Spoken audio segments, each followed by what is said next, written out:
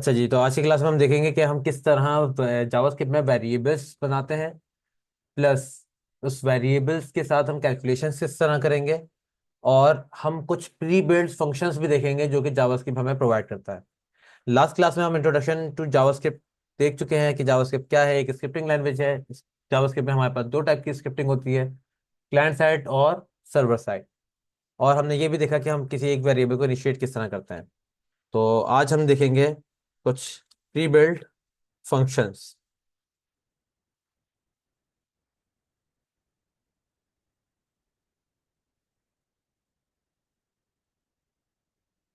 तो मैंने एक फाइल बना ली है। बॉयलर प्लेट ले लेते हैं। बॉयलर प्लेट लेने के बाद मैं यहाँ पे एक स्क्रिप्ट का टैग ओपन कर देता हूँ।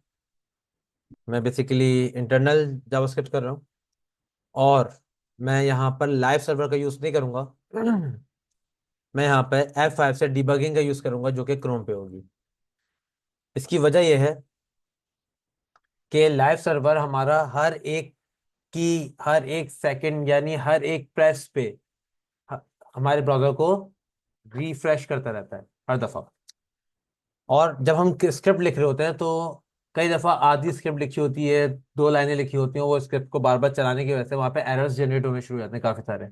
फिर कई दफ़ा ऐसा होता है कि हमारी वो जो क्रोम है वो हैंग करने लगता है और हमें बंद करना पड़ जाता है।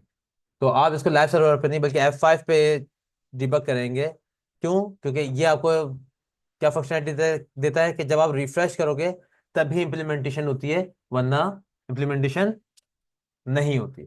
ठीक है, तो यहाँ पे मैं सबसे पहले एक वेरिएबल इनिशिएट कराऊंगा। वेरिएबल इनिशिएट कराने के लिए पहले वेरिएबल टाइप कि किस टाइप का वेरिएबल है। फिर मैं उसको एक नेम दूंगा, वेरिएबल नेम, जिसका मैंने नेम दिया है। और इनिशिएट कराने के साथ ही मैं इसमें वैल्यू स्टोर भी करवा रहा हूँ। For example, this is my second class. अब इस वेरिएबल को मैं प्रिंट कराना चाहता हूँ। मेरे पास प्रिंट कराने के तीन तरीके हैं।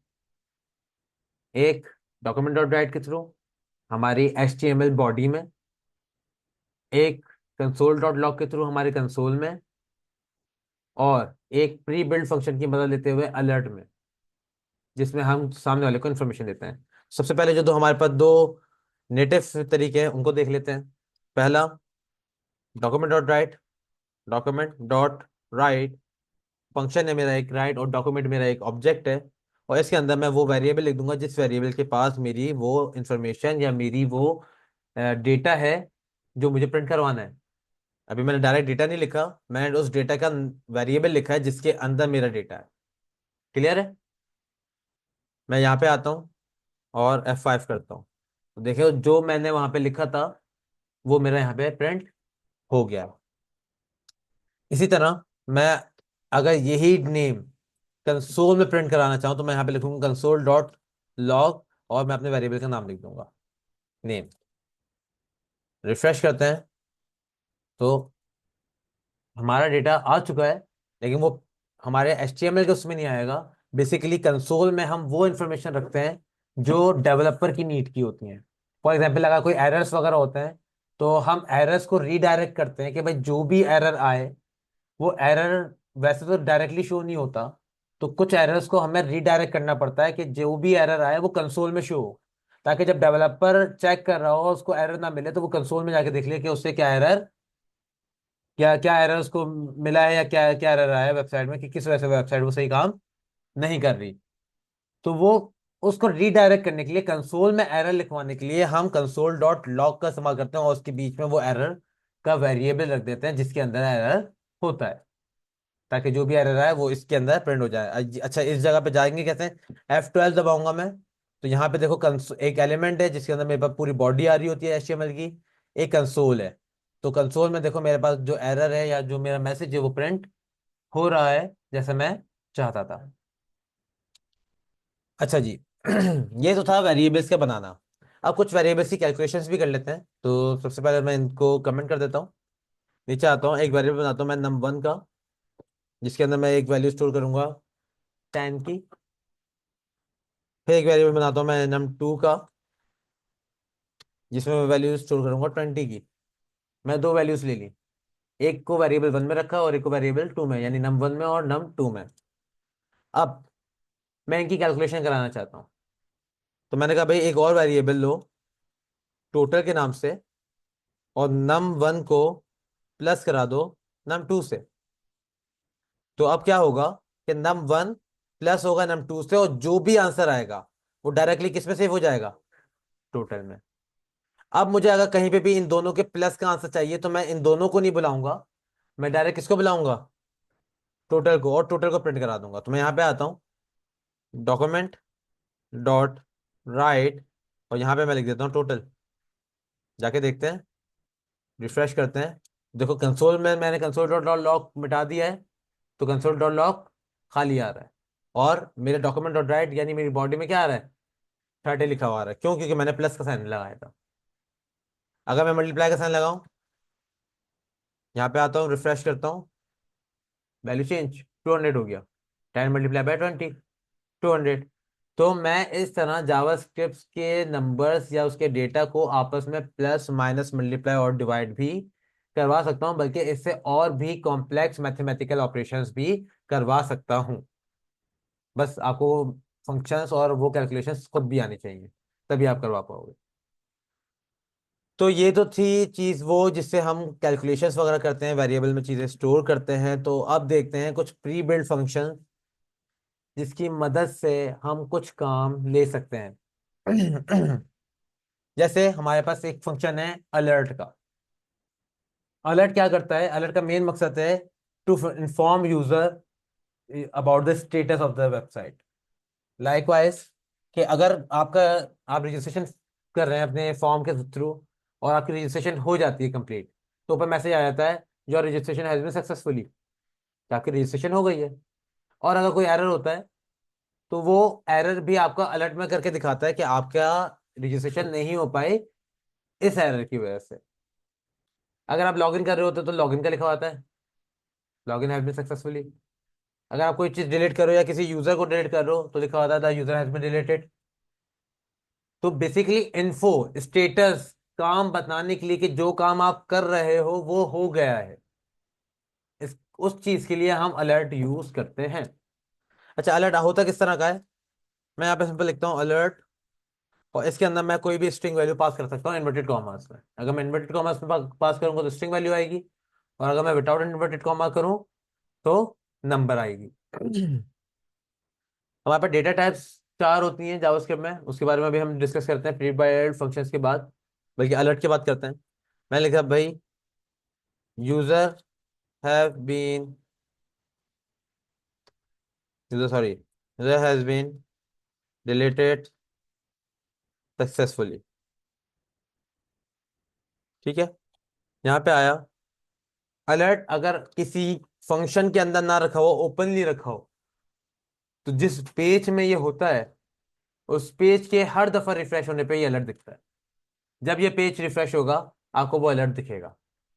तभी इस अलर्ट को हम हमेशा किसी फंक्शन में रखते हैं, और उस फंक्शन को किसी इवेंट पे करते हैं कि किसी चीज पे क्लिक हो तो अलर्ट दिखे, वरना ना दिखे, वरना तो हर दफा पेज रिफ्रेश होने पे अलर्ट ही दिखता रहेगा। यहाँ पे आता हूँ, अभी तक देखो कोई अलर्ट नहीं आया। मैं इसको रिफ्रेश करता हूँ, देखो मेरे पास अलर्ट आ चुका है। किस चीज का अलर्ट है? User has been deleted successfully. और इसमें मेरे पास एक ही बटन है, ओके का, क्योंकि ये इन्फो है, इसमें मुझे करना नहीं है, मैं एक्सेप्ट करने नहीं बैठा यहाँ पे। मुझे वो सिर्फ इन्फो दे रहा है, मैंने जस्ट बोल दिया ओके, वो अलर्ट चले आएगा। दोबारा रिफ्रेश करूंगा दोबारा आ जाएगा। और जब तक मैं ओके नहीं करूंगा तब तक इसके आगे का कोड कंपाइल नहीं होगा, और मेरा जो पेज है वो लोडिंग में ही रहेगा। मुझे आगे बढ़ने के लिए, अपने पेज को पूरा कंप्लीट दिखाने के लिए, मुझे यहाँ पे ओके करना जरूरी है। क्लियर है? तो ये अलर्ट का काम होता है कि अलर्ट बोलता है कि अलर्ट मेक श्योर करता है कि उस यूजर ने आपका जो मैसेज है वो पढ़ा या नहीं पढ़ा, तो इसलिए वो आगे बढ़ने ही नहीं देता। वो आपके ओके करने का वेट करता है। जब तक कि आप ओके नहीं करोगे आपकी वेबसाइट आगे नहीं बढ़ेगी। ओके करते आपकी वेबसाइट आगे बढ़ जाएगी, ताकि यूजर लाजमी वो मैसेज पढ़ ले। ठीक है, इसके बाद अगर मैं इस अलर्ट में, अभी मैंने स्टैटिक डेटा लिखा है, अब अगर मुझे वेरिएबल प्रिंट करना हो तो मैं एक वेरिएबल को अनकमेंट कर देता हूँ, मैंने इस वेरिएबल को इनक्रीमेंट कर दिया, तो जस्ट मुझे जैसे बाकी document dot right dot console dot log के साथ किया वैसे इसके साथ करना होगा। इधर मैं स्ट्रिंग में नहीं, डायरेक्ट, सॉरी, डायरेक्ट मैं वेरिएबल लिख दूंगा जो मुझे लिखना है अलर्ट के अंदर। नेम का वेरिएबल, जो नेम का वेरिएबल मैंने ऊपर बनाया है, और this is my second class, उसके अंदर डेटा है। जाते हैं, रिफ्रेश करते हैं, तो यहाँ पे मेरे पास क्या लिखा हुआ आ रहा है, this is my second class, जो कि वेरिएबल का डेटा था। और उस वेरिएबल को मैंने किस में कॉल करा दिया, अलर्ट में। ये अलर्ट का मेन काम है, इन्फो करना यूजर को कि भाई क्या हो रहा है, या क्या हुआ है, या क्या हो गया है। ठीक है। अब बात निकली थी हमारे डेटा टाइप से, तो थोड़ी सी डेटा टाइप्स भी देख लेते हैं। हमारे पास टोटल चार, वैसे तो दो किस्म की डेटा टाइप्स होती हैं, एक होती है प्रिमिटिव और एक होती है कंपोसाइट। प्रिमिटिव डेटा टाइप्स आपकी कौन सी होती हैं, स्ट्रिंग, हमारे पास होती है स्ट्रिंग, इंटीजर, या आप इसको नंबर भी बोल सकते हैं, स्लैश नंबर। मैं इसको कमेंट कर देता हूँ वरना ये तंग करेंगे। स्ट्रिंग, इंटीजर, नंबर, आपका बूलियन, और नल। ये हैं सारी primitive data type, primitive data types. और कंपोसाइट डेटा टाइप्स कौन सी होती हैं, हमारे पास कंपोसाइट्स में आ जाते हैं एरे,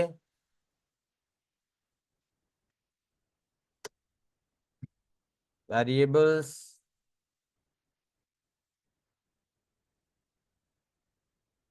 etc। ये कंपोसाइट डेटा टाइप्स है। तो प्रिमिटिव को प्रिमिटिव क्यों कह रहे हैं, क्योंकि ये सिंगल डेटा होल्ड करती है एक वक्त में, एक वक्त में सिंगल डेटा होल्ड करेंगी। यानी अगर स्ट्रिंग डेटा टाइप में लिख रहा हूं, तो वो एक वक्त में स्ट्रिंग डेटा ही होल्ड करेगी, और कोई डेटा टाइप एक साथ होल्ड नहीं करेगी। नंबर अगर मैं लिख रहा हूं, तो वो नंबर ही लिखेगा, डिजिट्स ही लिखेगा, वो कोई अल्फाबेट कंसीडर नहीं कर सकता, एरर दे देगा।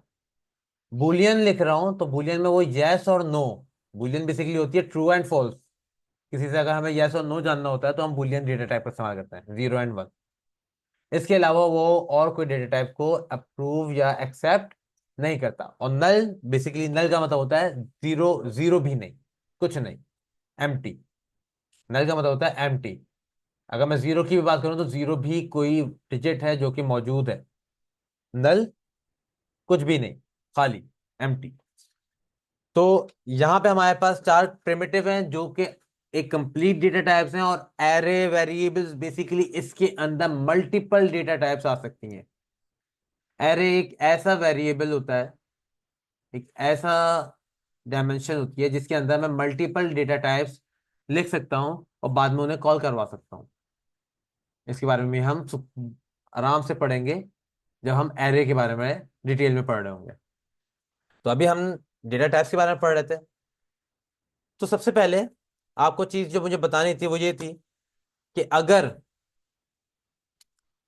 मैं, स्ट्रिंग की पहचान होती है कि वो इन्वर्टेड कॉमा में लिखा जाता है। मैं यहाँ पे लिखूं 16, और num2 यहाँ पे लिखूं मैं 14, एक और वेरिएबल बनाऊं टोटल का, और उसको बोलूं भाई num1 प्लस num2, और अलर्ट में लिख दूं, किसमें लिख दूं, अलर्ट भी मेरी एक तरीके से प्रिंट टाइप है, मतलब मैं इसके जरिए भी प्रिंट करा सकता हूँ, देख सकता हूँ क्या चीज आ रही है। लिख दूं कि भाई जो टोटल में जो भी आंसर आए वो अलर्ट पे शो करा देना। क्या आंसर आएगा, आपको क्या लगता है क्या आंसर आएगा, 30, 16 और 14 प्लस हो रहे हैं यहाँ पर, 30 आ जाएगा टोटल, मैंने यहाँ पे प्रिंट करा दिया। यहाँ पे आते हैं, इसको तो पहले वाले को ओके कर देते हैं, रिफ्रेश करते हैं, पुराना ही आ रहा है, ये नया आ रहा है। आंसर क्या आ रहा है, 16, 14। गौर करो क्या किया उसने, उसने 7 लिख दिया। वजह, बेसिकली स्ट्रिंग डेटा टाइप के अंदर करेक्टर हो, डिजिट हो, अल्फाबेट हो, नंबर हो, इट डजंट केयर। उसके लिए प्लस कराने का मतलब ये कि एक साथ लिख देना, बराबर बराबर लिख देना। अब उसके अंदर नंबर ही क्यों ना हो, वो फिर भी क्या करेगा, बराबर बराबर लिख देगा। मुझे जावास्क्रिप्ट से अगर कैलकुलेशन परफॉर्म करानी है तो मुझे उसको डेटा टाइप कौन सी देनी है, नंबर टाइप ही देनी है, यानी without inverted commas. Number type यानी इंटीजर टाइप देनी है मुझे, उसको क्या देनी है, इंटीजर टाइप। फॉर एग्जाम्पल मैं अभी बस इनमें से इन्वर्टेड कॉमास हटा देता हूँ। इन्वर्टेड कॉमा हटा दिया मैंने, और कुछ भी नहीं किया, सिर्फ इनको स्ट्रिंग से इंटीजर में कन्वर्ट कर दिया। कैसे, इन्वर्टेड कॉमा हटाकर। नंबर तो ये पहले से थे, नंबर्स डेटा टाइप में नंबर ही आते हैं, अल्फाबेट्स नहीं आ सकते, वो सिर्फ इन्वर्टेड कॉमास में आते हैं अल्फाबेट्स। तो मैंने सिर्फ इन्वर्टेड कॉमा हटाया, और ये नंबर तो पहले ही थे तो ये इंटीजर में कन्वर्ट हो गए। अब मैं बस यहां पर आऊंगा, इसको तो ओके कर देता हूं, रिफ्रेश करता हूं, क्या आ गया, 30 आ गया। अब ये कैलकुलेट कर रहा है, क्यों, क्योंकि अब इसको इंटीजर डेटा टाइप मिल रही है, और इंटीजर डेटा टाइप ही कैलकुलेट हो सकती है, स्ट्रिंग डेटा टाइप नहीं हो सकती, चाहे स्ट्रिंग डेटा टाइप में नंबर ही क्यों ना लिखे हो, फिर भी वो कैलकुलेट नहीं करेगा। तो कई दफा ऐसा होता है। अब मैं आपको जो चीज बताने जा रहा हूँ वो बेसिकली उसके बाद की है, जब भी मुझे ये चीज बताना जरूरी थी कि स्ट्रिंग और नंबर में क्या फर्क है, स्ट्रिंग और इंटीजर में क्या फर्क है। अगर स्ट्रिंग में मैं नंबर भी लिख दूंगा तब भी वो कैलकुलेट नहीं होंगे, मुझे नंबर डेटा टाइप में ही यानी इंटीजर डेटा टाइप में ही लिखना है अगर उनको कैलकुलेट करवाना है तो यहां पर मैं अब second pre build variable use करने जा रहा हूँ, प्री बिल्ड फंक्शन यूज करने वाला हूँ, वो है prompt. What is prompt? Prompt is a function which is used for taking a data from the user, taking data या गेट डेटा फ्रॉम यूजर। मतलब प्रॉम्प्ट हम जब इस्तेमाल करते हैं जब हमें कोई चीज, कोई वैल्यू, कोई अल्फाबेट, कोई सेंटेंस यूजर से लेना हो, यूजर इनपुट करे और उसके इनपुट किए गई चीज को कैलकुलेट करा के उसको रिजल्ट दिखाना हो। फॉर एग्जाम्पल कैलकुलेटर क्या करता है, सबसे पहले हमसे इनपुट लेता है, फिर अंदर कैलकुलेशन करता है, फिर आउटपुट देता है। चीजें अंदर लिखी हुई तो नहीं होती। अभी मैंने जो कर रहा था वो स्टेटिक कर रहा था, मतलब मैंने 16 और 14 हाथ से लिख दिया, क्या कैलकुलेट करेगा वो, हमेशा 30 ही देगा। लेकिन अगर मुझे कैलकुलेटर बनाना है तो यूजर जो कैलकुलेट करना चाहे वो नंबर लिखेगा, और ओके करने पे वो कैलकुलेट होना चाहिए, डायनेमिक फंक्शन बनाने के लिए। ऐसा ही है। तो इसके लिए सबसे पहले तो ये है कि मैं यूजर से कोई डेटा लूं। डेटा लेने के मेरे पास और भी बहुत सारे तरीके हैं, लेकिन सबसे बेसिक और जावास्क्रिप्ट का अपना जो फंक्शन है वो है प्रॉम्प्ट। प्रॉम्प्ट को भी इसी तरह लिया जाता है जैसे अलर्ट लिया जाता है।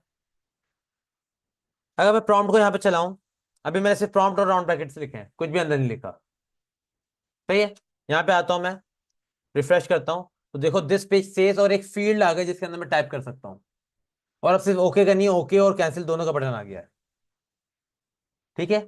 लेकिन यूजर को कैसे पता चलेगा ये पेज मुझसे क्या लिखवाना चाह रहा है, सवाल क्या है, क्वेश्चन क्या है, पूछ क्या रहा है, वही तो जवाब लिखूंगा मैं।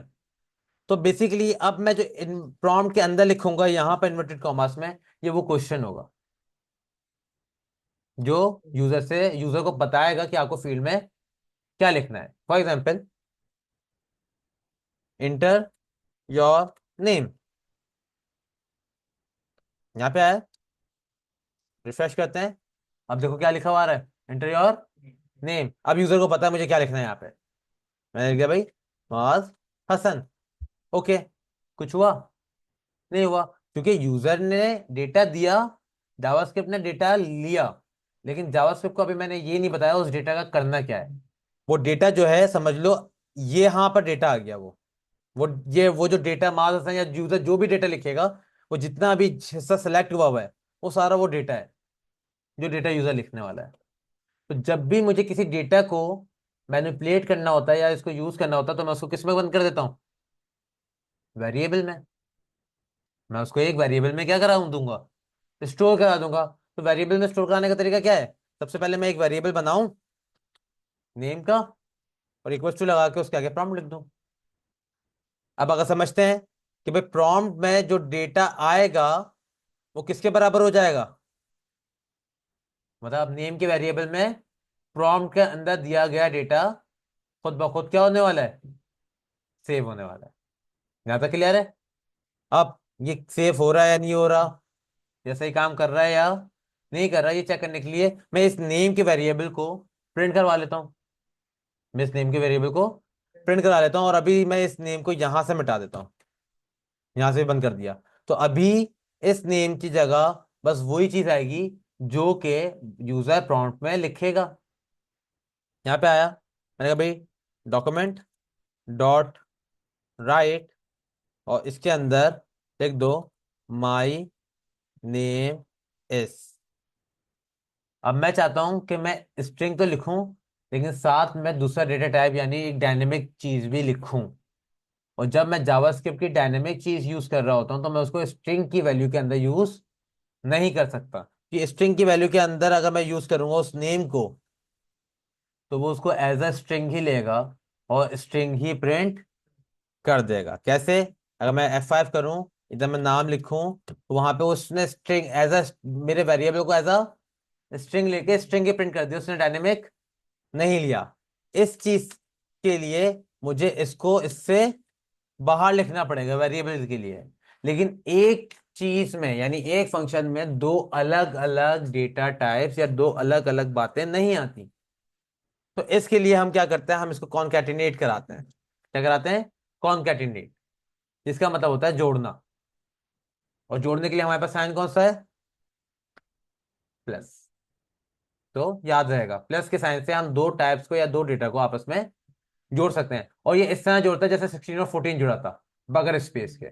तो इसलिए मैंने यहाँ पे इसके बाद इन्वर्टेड कॉमा खत्म होने से पहले एक स्पेस एक्स्ट्रा दिया हुआ है, ताकि एक स्पेस के बाद मेरा वेरिएबल का नेम प्रिंट हो, उसके साथ चिपक के ना हो। तो अब अगर मैं शुरू से देखूं कि भाई जो यूजर प्रॉम्प्ट देगा वो नेम में सेव हो जाएगा और वो नेम आके यहाँ पर प्रिंट हो जाएगा डॉक्यूमेंट डॉट राइट में। देखते हैं भाई हमारा फंक्शन कैसे काम कर रहा है। रिफ्रेश किया, इंटर योर नेम, मैंने कहा भाई Maaz Hasan. Okay, my name is Maaz Hasan. Next दूसरा कोई लिखते हैं, फॉर एग्जाम्पल आयशा। ओके करता हूं, माय नेम इज आयशा। ये डायनेमिक बन गया है। अब जो यूजर चीज देगा उसी हिसाब से वो उसकी लाइन बनाएगा। For example my name is Ayaan. मैंने इंटर योर नेम में क्या लिखा, सिर्फ अयान। ओके किया, अब क्या आ रहा है? My name is Ayaan. तो अब ये क्या बन गई, ये लाइन डायनेमिक बन गई है। जो यूजर इनपुट देगा वही उसको आउटपुट मिलेगा। अब एक छोटा सा कैलकुलेटर बनाते हैं जिसमें सिर्फ प्लस का काम होता हो, सिर्फ प्लस का काम होता हो। तो उसके लिए सबसे पहले तो मुझे यूजर से दो नंबर लेने हैं।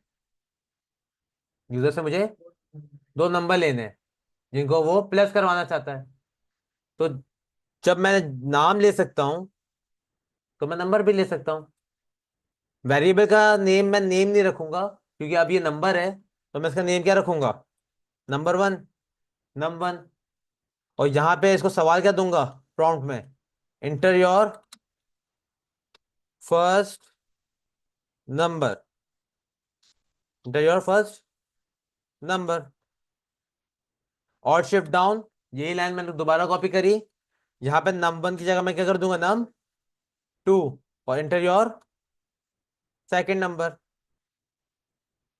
अभी इस डॉक्यूमेंट को मिटा देते हैं, चेक करते से चल रहा है। F5 दबाता हूं, देखो यहाँ पे क्या आ रहा है, inter your first number 15। Okay करता हूं, अब मुझसे क्या पूछ रहा है, इंटर योर 15। ओके, मतलब मैं मुझसे अब वो दो बार नंबर पूछ रहा है। इतना तो हो गया। अब मुझे क्या करना है, मुझे ये जो दो नंबर आए हैं वो कहाँ सेव हो गए, नम वन में और नम टू में। मुझे इन दोनों को प्लस कराना है। तो प्लस कराने के लिए मैं क्या करूंगा, एक और वेरिएबल बनाऊंगा टोटल का, और उसके अंदर क्या कर दूंगा, num one plus num two. Simple logic है, कोई हार्ड एंड फास्ट नहीं है। Num one plus num two यानी जो वैल्यूज इसके अंदर आई वो इसमें सेव हो गई, जो वैल्यू इसमें आई वो नम टू में सेव हो गई। और फिर ये नम वन और नम टू को मैंने इधर प्लस करा के किस में सेव करा दिया, टोटल में, और अब इस टोटल को मैं क्या कर दूंगा, प्रिंट, डॉक्यूमेंट डॉट राइट, और मैं सिंपल टोटल भी लिख सकता हूं या पूरी अपनी बात भी लिख सकता हूं, the sum of both number is, इसके बाद मैंने गैप दिया, स्पेस, प्लस, स्पेस, और अपना टोटल वाला वेरिएबल जिसके अंदर मेरे पास टोटल आने वाला है। ठीक है, तो अभी तक के लिए मेरे हिसाब से सही सही चल रहा है। इधर दो नंबर आएंगे, इधर दो नंबर आएंगे, स्टोर होंगे, वो दोनों नंबर यहाँ पे प्लस होंगे, टोटल में सेव हो जाएंगे। उस टोटल को मैंने यहाँ पे प्रिंट करा दिया डायनेमिकली। जाते हैं, रिफ्रेश करते हैं, पहला नंबर मैं भाई 15। ओके, दूसरा नंबर मैंने कहा भाई 15, चलो दोनों 15 15, आंसर क्या आएगा, 30। ओके कराया, आंसर क्या आ रहा है, the sum of both number is 1515। क्या मतलब, कुछ याद आया? बेसिकली प्रॉम्प्ट जब डेटा ले रहा है वो उसको एज अ स्ट्रिंग ले रहा है, जब भी नंबर प्लस नहीं हुए। लेकिन जब हमारे हाथ में था, जब हम स्टेटिक लिख रहे थे, तो हमने सिर्फ इन्वर्टेड कॉमा उसके मिटा दिए थे, तो वो नंबर बन गया था, क्योंकि वो नंबर हमें पता था। अभी तो मुझे यही नहीं पता कि यूजर क्या नंबर लिखेगा। अभी तो मैं यूजर से ले रहा हूँ और प्रॉम्प्ट की वजह से ले रहा हूँ, तो मुझे पता ही नहीं है कि यूजर क्या नंबर लिखने वाला है, और मैं इन्वर्टेड कॉमा कहाँ के मिटाऊं? ये इन्वर्टेड कॉमा उसके आंसर के थोड़ी है, ये तो मेरे सवाल के हैं। आंसर तो मेरा इसके पीछे है, ये इस पूरी लाइन के पीछे है। जो मैंने इस जगह हाईलाइट करी है, इसके पीछे मेरे फर्स्ट नंबर का आंसर है, होता है। लेकिन वो किस में आ रहा है, स्ट्रिंग में आ रहा है। मैं क्या करूंगा, मेरे पास एक और प्री बिल्ड फंक्शन है जावास्क्रिप्ट का, third function, which is parse int. Parse int is for convert the string data type into integer data type. करना क्या होता है कि जिस स्ट्रिंग डेटा टाइप को आपको कन्वर्ट करना होता है, उसको पार्स इंट के फंक्शन के अंदर रख दो, उसको पार्स इंट के फंक्शन के अंदर रख दो। जैसे अभी के लिए मैं अगर ये मान लूं कि मेरा ये पूरा जो सिलेक्टेड एरिया है, प्रॉम्प्ट का पूरा एरिया, प्रॉम्प्ट का पूरा एरिया मेरा क्या है, सिलेक्टेड एरिया, वो मेरा वो एरिया है जिसके अंदर मेरा यूजर जो वैल्यूज लिखेगा वो आएगा, और वो स्ट्रिंग में आ रहा है। तो मुझे इस पूरे एरिया को ही इंटीजर में कन्वर्ट करना है ना? तो इस पूरे को कंट्रोल एक्स करूंगा, इस पूरे को मैंने कंट्रोल एक्स किया, मैंने अपना पार्स इंटीजर का फंक्शन लिखा, राउंड ब्रैकेट लगाए, और उस राउंड ब्रैकेट में वो पूरे के पूरे को पेस्ट कर दिया। अब देखो किस तरह चल रहा है ये चीज, प्रॉम्प्ट यूजर से इनपुट ले रहा है, और किस में ले रहा है, स्ट्रिंग में ले रहा है। अगर मैं इस पे देखो होवर करूं तो क्या लिखा हुआ आ रहा है, प्रॉम्प्ट मैसेज किस में आ रहा है, और एंड में भी क्या है, स्ट्रिंग। लेकिन जब ये स्ट्रिंग पार्स एंड के अंदर रखी हुई है, तो वो क्या हो जा रहा है, नंबर हो जा रहा है। अभी देखो ये नम 1 पे अगर मैं होवर करूं तो नम 1 अभी किस में कन्वर्ट हो गया है, लेकिन अभी देखो मैंने नीचे वाला पार्स एंड में नहीं किया है, तो अभी इस पे होवर करूंगा तो ये अभी किस में है, नम 2 किस में है, स्ट्रिंग में, और नम 1 किस में हो गया है, नंबर में हो गया। यानी पार्स एंड ने इंटीजर स्ट्रिंग को नंबर में कन्वर्ट कर दिया है। अभी ये num2 अभी किस में आ रहा है, स्ट्रिंग में आ रहा है, तो मैं इसको भी क्या करूंगा, नंबर में कन्वर्ट। नंबर में कन्वर्ट करने के लिए क्या करूंगा, सिंपल इसको कंट्रोल सेलेक्ट करूंगा, कंट्रोल एक्स कट कर दूंगा, पार्स इंट लिखूंगा, फंक्शन क्लोज और पेस्ट। अब देखो ये num2 जो स्ट्रिंग आ रहा था वो भी क्या आ रहा है, नंबर आ रहा है। तो मतलब अब मेरे दोनों वेरिएबल स्ट्रिंग से नंबर में कन्वर्ट हो गए हैं। बस मुझे यही करना था, स्ट्रिंग से मुझे नंबर, जैसे मैंने वहां पे स्ट्रिंग से नंबर में करने के लिए इन्वर्टेड कॉमा हटाए थे, अब मैंने अपने डेटा टाइप को स्ट्रिंग में इंटीजर में करने के लिए पार्स एंड का फंक्शन यूज कर लिया, क्योंकि अभी डायनेमिक वैल्यू ही आ रही थी। पहले स्टैटिक वैल्यू थी, स्टैटिक वैल्यू तो मुझे पता है भाई कहाँ इन्वर्टेड कॉमा लगा हुआ है, मैंने लगा दिया। लेकिन यहाँ पे वैल्यू कहाँ से आ रही है, यूजर दे रहा है, प्रॉम्प्ट से आ रही है, तो इसलिए मैंने क्या यूज किया, पार्स इंटीजर, पार्स इंट। ठीक है, अब यहाँ पे आते हैं, दोबारा रिफ्रेश कराते हैं, अब दोबारा 15 15 करते हैं। First number 15, okay, second number 15, okay. अब क्या आ रहा है, अब ये मतलब प्लस सही कर रहा है, रीट्राई, बड़ा नंबर करते हैं, 555। प्लस 439। ओके करते हैं। तो मेरे पास आंसर है the sum of both number is 994। Clear है? अब आप आपने ये प्लस का बनाया है, आप चाहो तो माइनस का बना दो। Inter your first number, enter your second number, यहाँ पे आप सम की जगह लिखोगे, क्या लिखोगे? The difference between both number is, the difference between both number is, क्यों दोनों नंबर्स के दरमियान कितना डिफरेंस है? मैंने कहा भाई 97 और 82 में कितना डिफरेंस है? तो मुझे क्या बता रहा है? 15 का डिफरेंस है। तो मेरा फंक्शन सही काम कर रहा है। मल्टीप्लाई के लिए बनाना चाहूं तो सिर्फ मैं क्या कर रहा हूँ, टोटल की जगह अपने जो माइनस के साइन है, अर्थमेटिक साइंस है, उनको चेंज कर रहा हूँ। नंबर को मल्टीप्लाई करा दो नम टू से, और मैं यहाँ पे क्या बोलूंगा? The multiply of your both number is. Refresh करते हैं। किससे मल्टीप्लाई कराएं? बड़े नंबर से कराते हैं। 98 मल्टीप्लाई बाय 98। सही है? ओके करते हैं। तो the multiply of your both number is 9604। Clear है? तो इस तरह मैं यूजर से डेटा लेने के बाद भी अपने डेटा, वो अपने नंबर्स को कैलकुलेट करवा सकता हूं। बस मुझे क्या करना पड़ेगा? उस प्रॉम्प्ट के स्ट्रिंग डेटा को कन्वर्ट करना पड़ेगा नंबर में। ठीक है? उसके डेटा को क्या करना पड़ेगा? नंबर में कन्वर्ट करना पड़ेगा। तो यहां तक बात समझ में आ गई है? कोई मसला यहां तक? नहीं।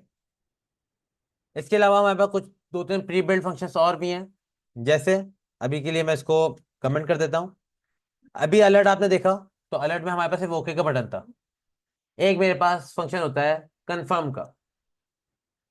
मैंने लिखा भाई कंफर्म, उसके अंदर मैंने इन्वर्टेड कॉमास खोले।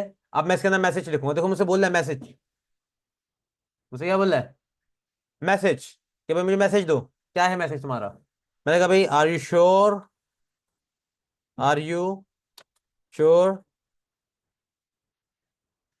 टू डिलीट दिस नंबर या दिस यूजर।